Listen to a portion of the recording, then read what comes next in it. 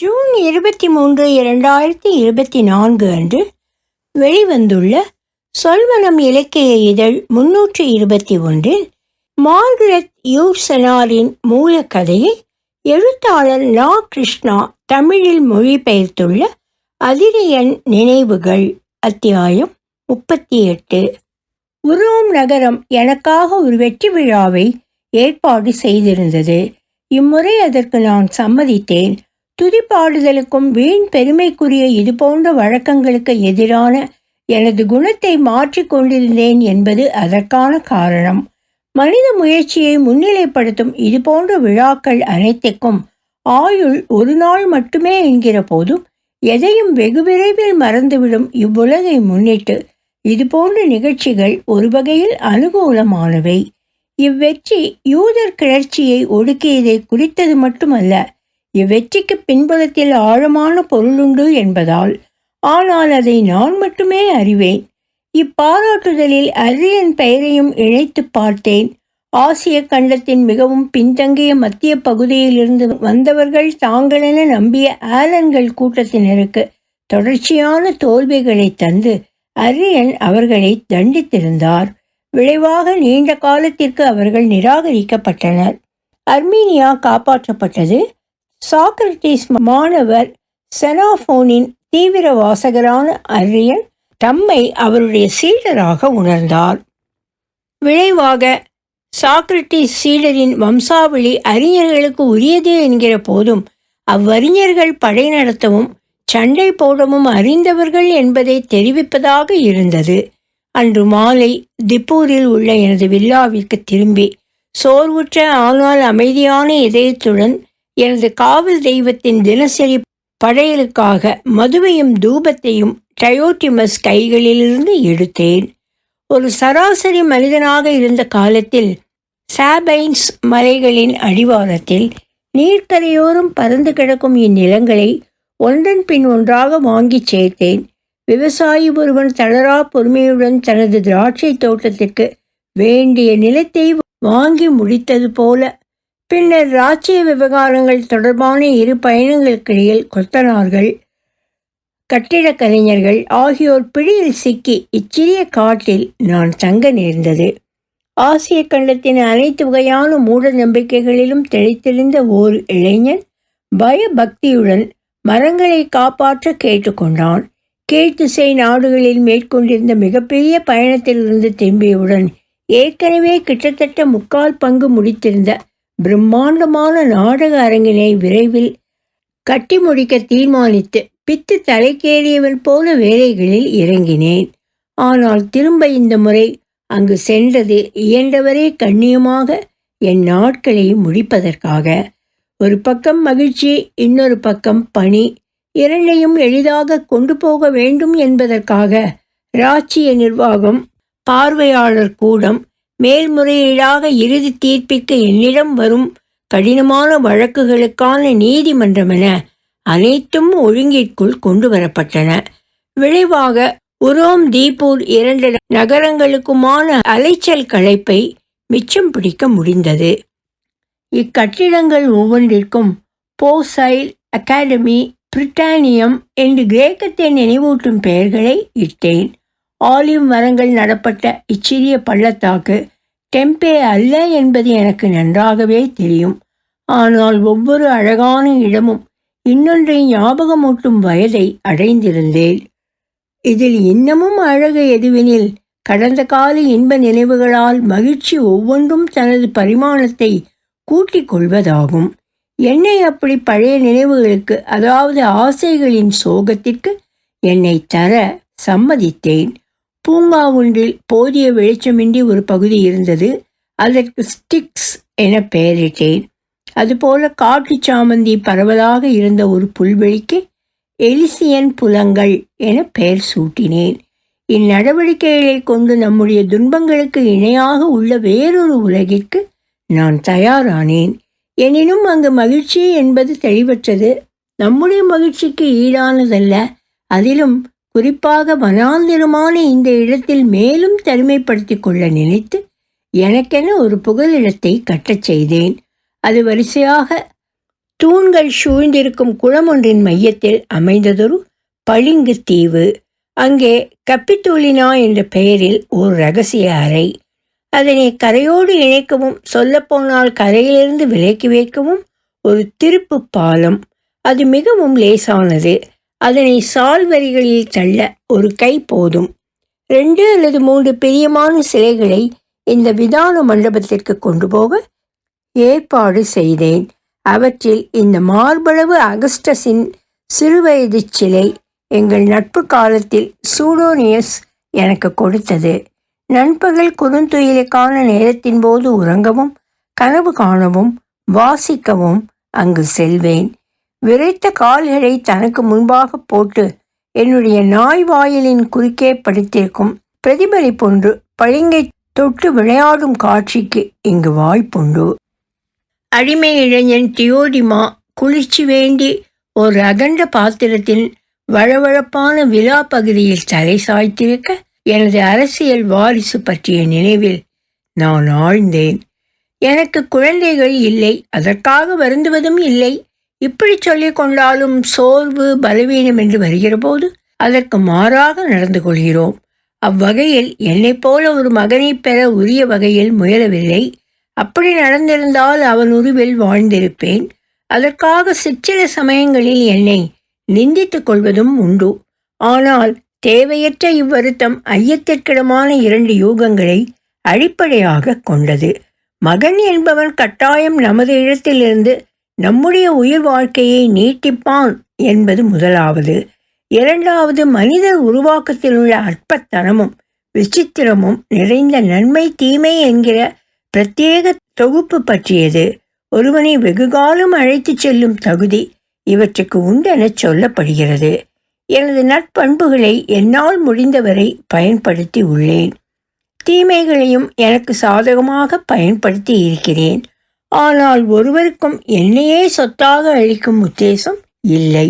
மனித தொடர்ச்சியை உண்மையாக நிலைநிறுத்துவது இரத்த பந்தம் அல்ல. அலெக்சாண்டரின் நேரடி வாரிசு சீசரே அன்றி ஆசிய கோட்டையில் பாரசீக இளவரசி ஒருத்திக்கு பிறந்த நோஜான் குழந்தை அல்ல.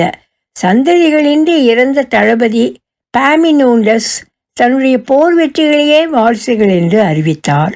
வரலாற்றில் முக்கியத்துவம் பெற்ற பெரும்பாலான மனிதர்களின் சந்ததிகள் சாதாரணமானவர்கள் அல்லது அதைவிட மோசமானவர்கள். தங்கள் இனம் விட்டு சென்ற சக்தி அவ்வளவையும் தங்களுக்கென்று உபயோகித்து தீர்ப்பவர்கள். ஒரு மகனை முன்னிட்ட தந்தையின் இளகிய குணம் தலைவனின் நலன்களுடன் எப்போதும் முரண்படும். அவனே ஒரு சக்கரவர்த்தியின் பிள்ளையெனில் ஓர் அசௌகரியமான இளவரசனுக்கு வேண்டிய கல்வியை கற்றாக வேண்டிய நிர்பந்தம் அவனுக்கு உள்ளது. எதிர்காலத்தில் முடிசூட இருப்பவனுக்கு இதுவே அனைத்திலும் மோசமானதொரு அனுபவம். அதிர்ஷ்டவசமாக நமது அரசாங்கம் பேரரசு வாரிசு குறித்த விதிமுறையை உருவாக்க அறிவித்திருந்தது. ரோமாபுரியின் இந்த ஞானத்தை நானும் ஏற்றுக்கொண்டிருந்தேன். வாரிசு தேர்வில் ஏற்படக்கூடிய தவறுகளையும் உள்ள ஆபத்துகளையும் நான் அறியாதவன் அல்ல. குருட்டுத்தன்மை என்பது தந்தையின் பாசங்களுக்காக மட்டும் ஒதுக்கப்படவில்லை என்பதும் எனக்கு தெரியாததல்ல. அறிவு முன்னிலை வகித்து அல்லது குறைந்தபட்சம் கலந்து கொண்டு எடுக்கும் எந்த முடிவும் தற்செயலாக குறுக்கிடும் தெளிவில்லா ஆசைகள் மற்றும் பிடிவாதமான இயற்கை பண்பினும் பார்க்க மேலானதென்று எப்போதும் நான் நினைப்பதுண்டு. ஆனால் ஆட்சியும் அதிகாரமும் அதற்கு தகுதியானவரிடம் ஒப்படைக்கப்பட வேண்டும். உலக விவகாரங்களை கையாள்வதில் தனது திறமையை நிரூபித்த ஒரு மனிதன் தனதிடத்திற்கு வேறொருவரை நியமிக்கும் செயல் என்பது உண்மையில் ஒரு அற்புதமான செயல். காரணம், ஒரு மன்னரின் இறுதி சிறப்புரிமை என்கிற வகையிலும் அரசாங்கத்திற்கு அவர் ஆற்றும் கடைசி சேவை என்கிற வகையிலும் எடுக்கிற முடிவு பாரதூரமான விளைவுகளுக்கு பொறுப்பாகிறது. ஆனால் இந்த முக்கியமான தேர்வில் இதுவரை சந்தித்திராத சிரமத்தை நான் உணர்ந்தேன். என்னை பேரரசின் வாரிசென்று அறிவிக்க மன்னர் திராயான் 20 வருடங்கள் எடுத்துக்கொண்டால் அம்முடிவையும் மரணப்படுக்கையில் இருக்கும்போது தெரிவித்தார். அவருடைய இச்செயலை கண்டித்திருக்கிறேன். மன்னர்களின் வாழ்க்கை அபாயங்கள் நிறைந்தது. இருந்தும் கூட இன்னும் என்னுடைய அரசியல் வாரிசை யார் என்பது தீர்மானிக்கவில்லை. ஆட்சி கட்டிலில் அமர்ந்து ஏறக்குறைய 18 ஆண்டுகள் முடிந்திருந்தன. இது குறித்து வதந்திகளுக்கும் பஞ்சமில்லை. கிட்டத்தட்ட அனைத்துமே கட்டுக்கதைகள், பல்வேறு யூகங்களின் அடிப்படையில் உருவானவை. இவ்விஷயத்தில் எனக்கிருந்த ஐயமும் தயக்கமும் இரகசியமாக எடுத்துக்கொள்ளப்பட்டன. என்னை சுற்றியுள்ள மனிதர்களில் நேர்மையான அதிகாரிகள் ஏராளமாக இருந்தனர். ஆயினும் அவர்களில் ஒருவரும் இப்பதவியின் தேவைக்கேற்ற ஆற்றலையும் ஞானத்தையும் கொண்டவர்கள் இல்லை. பிரிட்டோரியன் ஊர்காவல் படையின் தலைமை நிர்வாகி என்கிற அனுபவத்தோடு கடந்த காலத்தில் என் அன்பான தோழராகவும் இருந்தவர் மார்சியஸ் டர்போ. அவருடைய 40 ஆண்டு கால நேர்மை அவருக்கு சாதகமாகவும் இருந்தது. பிரச்சினை, அவரும் என்னை போல முதிய வயதினர். ஜூலியஸ் செவரஸ் சிறந்த படை தளபதி, பிரிட்டனின் திறமையான நிர்வாகி என்கிற பெயரும் உண்டு. மாறாக கீழே நாடுகளின் சிக்கலான விவகாரங்கள் பற்றிய ஞானம் அவருக்கு போதாது. ஒரு அரசு நிர்வாகிக்கு தேவையான அவ்வளவு தகுதிகளும் அரியனிடம் இருந்தன. ஆனால் அவர் கிரேக்கத்தைச் சேர்ந்தவர். உரோமாபுரியின் நெறிமுறைகளில் கிரேக்கத்தை பூர்வீகமாக கொண்ட ஒருவர் ஆதிக்கம் செலுத்த உரிய காலம் வரவில்லை. காத்திருக்க வேண்டும். எனக்கான அரசியல் வாரிசு தேடலின் போது செர்வியானஸ் உயிருடன் இருந்தார். அவரை பொறுத்தவரை நீண்ட நாள் வாழ்வதற்கு காரணம் இருந்தது. அதொரு பிடிவாதமான 60 வருட காத்திருப்பு. சக்கரவர்த்தி நெர்வா தமக்கு பின் அரசியல் வாரிசாக திராயனை நியமித்தது அவருக்கு ஏமாற்றத்தை அளித்த போதும் இன்னொரு பக்கம் அவரை ஊக்கப்படுத்தியது. ஏதாவது நல்லது நடக்கும் என்கிற எதிர்பார்ப்பு அவருக்கு இருந்தது. ஆனால் இராணுவத்தில் தொடர்ந்து பணியாற்றிய எனது நெருங்கிய உறவினரான இவரை அதிகாரத்தில் சாதாரண பதவியில் அமர்த்த இயலாது. குறைந்தபட்சம் அவருக்கு பேரரசில் மதிப்புமிக்க ஒரு பதவியை தர வேண்டும். அதாவது மன்னருக்கு அடுத்தவர் என்ற இடத்திற்கு உத்தரவாதம் தர வேண்டிய நிலை. ஆனால் பெரிதாக மரியாதைக்குரிய எதுவும் வாய்க்காத நிலையில் இதிலும் கூட அவருக்கு கிடைத்தது ஏமாற்றமே. இந்நிலையில் உரிய சந்தர்ப்பத்திற்கென காத்திருந்தவர் போல நெட்டிலிங்க மரங்களடர்ந்த காடொன்றின் வளைவில் மொசேல் ஆற்றங்கரையோரும் தன்னுடைய அடிமைகளை கொண்டு என் மீது தாக்குதலை நடத்தினார். அன்றைய தினம் காலையில் ஓர் இளைஞனுக்கும் 50 வயது மனிதருக்கும் இடையில் தொடங்கிய நீயா நானா சண்டை 20 ஆண்டுகள் நீடித்தது. அதிகாரத்தின் மனநிலையை எனக்கெதிராக திசை திருப்பியதோடு பிரச்சனைகளை பூதாகாரமாக்குவது, எனது சிறு தவறுகளை கூட தமக்கு சாதகமாக பயன்படுத்தி கொள்வதென தொடர்ந்தார். இத்தகைய எதிரிகளே நமக்கு எச்சரிக்கையுடன் இருப்பதற்குரிய ஞானத்தை வழங்கும் சிறந்த ஆசிரியர்களாகவும் இருக்கிறார்கள். மொத்தத்தில் செர்வியானஸ் எனக்கு நிறைய போதித்தார். நான் ஆட்சிக்கு வந்த பிறகு தவிர்க்க முடியாததை ஏற்றுக்கொள்ள போதுமான பக்குவமும் அவருக்கு இருந்தது. 4 கான்சல்கள் எனக்கு எதிராக செய்த சதி வெளிவந்த போது தமக்கும் அவர்களுக்கும் சம்பந்தமில்லை என அவர்களை கை கழுவினார். அம்மனிதனின் கை விரல்களில் அழுக்குகள் ஒட்டி கிடந்த போதும் அவற்றை பொருட்படுத்தவில்லை. அவரிடமும் சில மாற்றங்களை அறிய வந்தேன். எதிர்ப்பென்று வருகிற போது குரலை உயர்த்தாமல் மெல்ல பேசுவது, அவதூறுகளை மூடிய கதவுகளுக்கு பின்னால் எழுப்புவதென திருப்தியுற்றார்.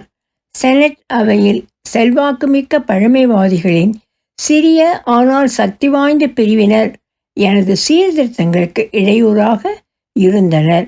அவர்களின் ஆதரவுடன் எனது ஆட்சியை அமைதியாக விமர்சிப்பது இவருக்கு சௌகரியமாக இருந்தது. மெல்ல மெல்ல என்னுடைய சகோதரி போலினாவை என்னிடமிருந்து அந்நியப்படுத்த இவரால் முடிந்தது. அவள் மூலமாக அவருக்கு மகள் ஒருத்தி பிறந்தாள். சாலினேட்டர் என்பவனுக்கு அப்பெண் மணம் முடிக்கப்பட்டாள். அவன் உயர்குடியில் பிறந்தவன். அவனுக்கு கான்சல் பதவி அளித்து கௌரவத்தை மேலும் உயர்த்தினேன். ஆனால் இளம் வயதிலேயே சயரோக நோயில் மாண்டான். எனது சகோதரி மகளும் சிறிது காலமே உயிர் வாழ்ந்தாள். அவளுக்கு ஃபியூக்கஸ் என்ற பெயரில் ஒரே மகன். அவன் தனது பொல்லாத பாட்டனால் எனக்கு எதிராக திசை திருப்பப்பட்டான். எங்கள் இருவருக்கிடையிலான வெறுப்புகள் அதனதன் வடிவத்தை தக்க வைத்துக் கொள்வதில் கவனம் செலுத்தி வந்தன. பொது நிகழ்ச்சிகள் என்று வருகிறபோது அவருடைய உரிமைகளில் நான் தலையிடுவதில்லை. அவருடைய வயது சக்கரவர்த்தியிடம் சில முன்னுரிமைகள் அளித்திருப்பதை புரிந்து கொண்டு அவர் கலந்து கொள்ளும் விழாக்களை தவிர்த்து வந்தேன். ரோமுக்கு திரும்பும் ஒவ்வொரு முறையும் ஒருவித நாகரீகம் கருதி அவருடைய இல்லத்தில் உணவுண்ண அழைக்கிற போது மறுப்பதில்லை என்கிற போதும் விழிப்புடன் இருந்திருக்கிறேன். எங்களிடையே கடித பரிமாறல்கள் உண்டு. அவருடைய கடிதங்கள் சுவாரஸ்யமாகவும் இருந்துள்ளன. நாளடைவில் அர்த்தமற்ற இத்தகைய பாசாங்கு உறவுகளில் எனக்கு வெறுப்பேற்பட்டது. அனைத்து விவகாரங்களிலும் முகமொழிகளை தூக்கி எறிந்துவிட்டு இயல்பாக இருப்பது வயதான காலத்தில் கிடைக்கக்கூடிய அரிய நன்மைகளில் ஒன்றென கருதினேன். போலினாவின் இறுதிச் சடங்கில் கலந்து கொள்ள மறுத்துவிட்டேன். பெதார் முகாமில் உடலளவிலும் மன அளவிலும் கடுமையாக சோர்ந்திருந்த தருணத்தில் செர்வியானஸ் தான் நினைத்ததை சாதிக்கவிருக்கிறார் என்றும் அதற்கு என்னுடைய தவறுகளே காரணம் எனவும் சொல்ல கேட்டேன். எனக்கு கிடைத்த தகவல்களில் மிக மோசமான தகவல் என்று அதை கூற முடியும். தமது சக்தியை அதிகம் விரயம் செய்யாத இந்த 80 வயது முதியவர் நோயில் அவதிப்பட்டு கொண்டிருந்த 57 வயது நோயாளியின் உயிர் வாழ்க்கைக்கு ஆவண செய்தல் வேண்டும். என்னுடைய வாரிசை தெரிவு செய்யாது நான் இறக்க நேர்ந்தால் என்னுடைய அதிருப்தியாளர் வாக்குகளையும் எனக்கு மைத்துனர் என்பதால் என்னுடைய விசுவாசிகளின் ஆதரவையும் அவரால் பெற முடியும் என்கிற நிலைமை இருந்தது. எனது சாதனைகளை குறைத்து மதிப்பிட எனக்கும் அவருக்குமான இந்த மெலிதான உறவை அவர் சாதகமாக்கிக் கொள்ளக்கூடும். என் நிலையில் ஒரு பேரரசிற்கு மோசமான எஜமானர்கள் அமைவதற்கும் வாய்ப்புகள் நேருவது உண்டென என்னை அவ்வப்போது சமாதானப்படுத்திக் கொள்வேன். ஆக மொத்தத்தில் செர்வியானஸ் ஒரு மோசமான மனிதர் என்றும் போகிற போக்கில் கூறிவிட முடியாது. ஏன், இந்த அசம்பந்தமான ஃபியூக்கஸ் கூட ஒரு நாள் ஆட்சி செய்யும் திறனை பெறக்கூடும். ஆயிரம் என்னிடம் மிச்சமிருந்த ஆற்றல் இப்படியான பொய்யை ஏற்க மறுத்தது. செர்வியானஸ் என்கிற விஷப்பாம்பை கொல்வதற்கேனும் உயிர் வாழ வேண்டும் என நினைத்தேன். தொடரும். ஒலிவடிவம் சரஸ்வதி தியாகராஜன், பாஸ்டன்.